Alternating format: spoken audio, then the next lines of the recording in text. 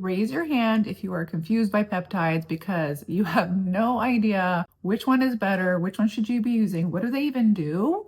And if that is the case, I'm going to clarify that for you today. And you're going to leave here knowing exactly what peptides do, which ones to look for, and which ones are just bunk. I'm Dr. Ray. I'm a board certified dermatologist. I have been doing this for 15 years, and I've heard a ton of questions about peptides coming from my patients, people in my programs, online, on social media, because they really are a confusing category, aren't they? Because there are a ton of them, and how do you even know what to look for? So here I'm going to break down to you the 4 different types of peptides. I'm going to give you examples of each type, and I'm going to tell you what they do, okay? And I'm going to give you some of the data behind them as well. The first category of peptides are what we call signal peptides. These are probably the most important category. They've been the best studied as well.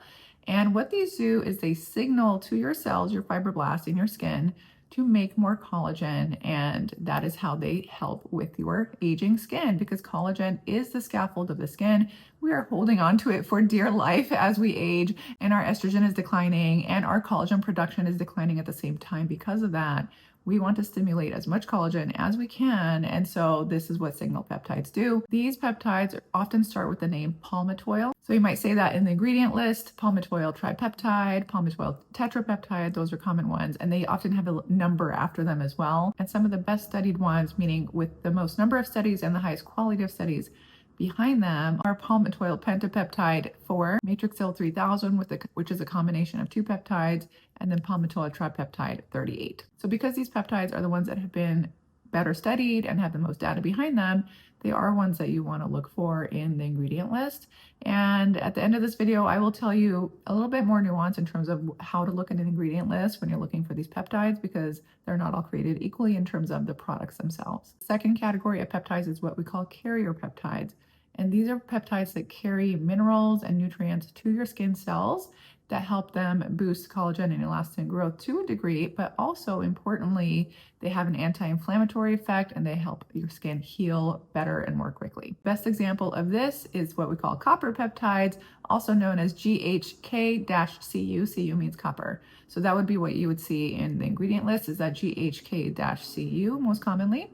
And these can be helpful if you are someone who has a bit of tendency for sensitivity of the skin or have inflammatory conditions of the skin like rosacea or even eczema, because again, they have an anti-inflammatory component to them. So they kind of double up a bit in terms of collagen production and anti-inflammatory effect, which is great.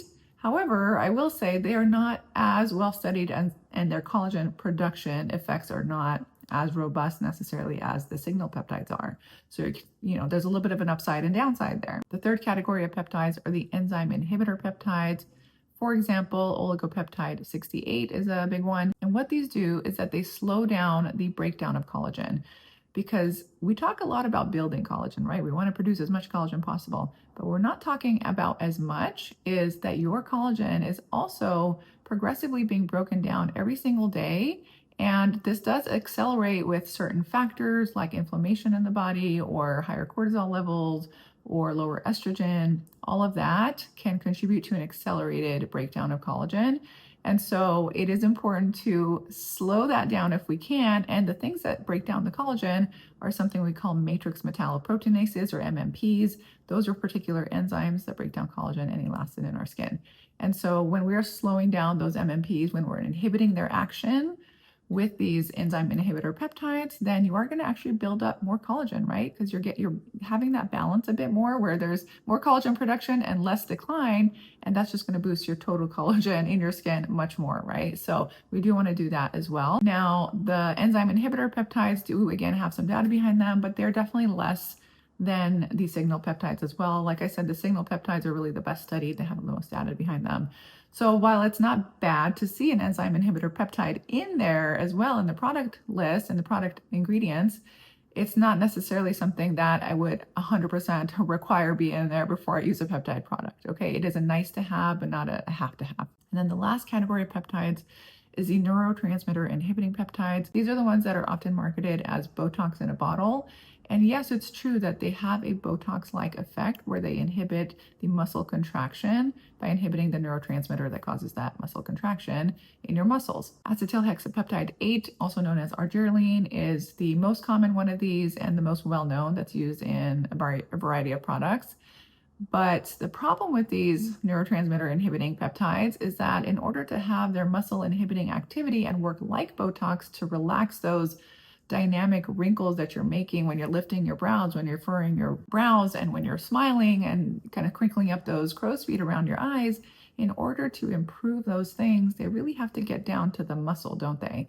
So the problem lies in the fact that they're really not effective at getting down deep into that muscle. Those muscles are harder to reach as opposed to maybe the muscles around the eye, where the muscle is very, very superficial, and potentially there is some potential for the peptide to get down into that muscle. But there have been penetration studies done on argireline showing that when it is used on human skin, that it only penetrates into the epidermis, actually not even into the dermis, the second layer of skin, which means that it's not getting into the muscle at all, right? So what I would say around these is I would not personally put my money toward a product that is solely based on argireline or acetylhexapeptide 8.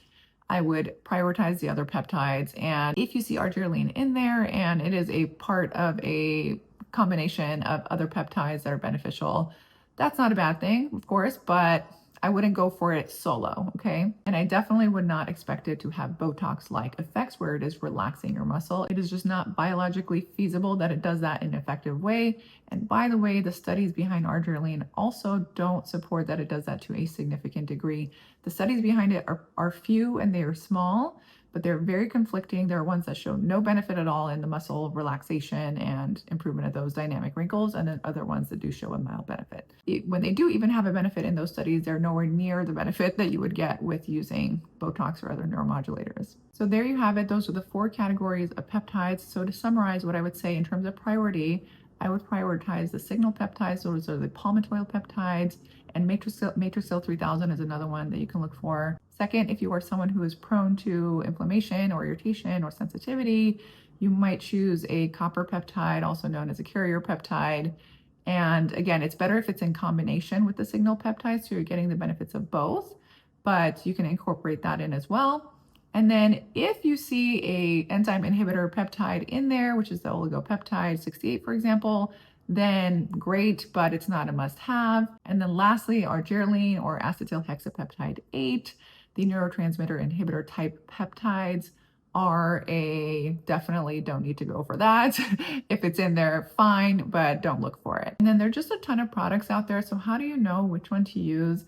I will say a couple things. First of all, peptides are not necessarily cheap to make. And so if you see a product that's like $8 for a peptide product, it doesn't mean it's bad, but I would just kind of look at it with a little bit of a skeptical eye. And there are various reasons why a product might be lower price. And I don't think you need to spend $300 on a peptide serum either. There is kind of a sweet spot, but it's not $8 and it's not $300. Okay. It's somewhere in between. Okay. Maybe in the $100 or anywhere between like 75 to 150 range. Okay. But if you are paying $300 for a peptide product, you're probably not needing to do that. There's probably a lot of markup there. If you're paying $8, you may not be getting what you think you're getting. Again, these products are not cheap to manufacture. They require stability testing. They can degrade easily and they require special equipment to make, et cetera, et cetera.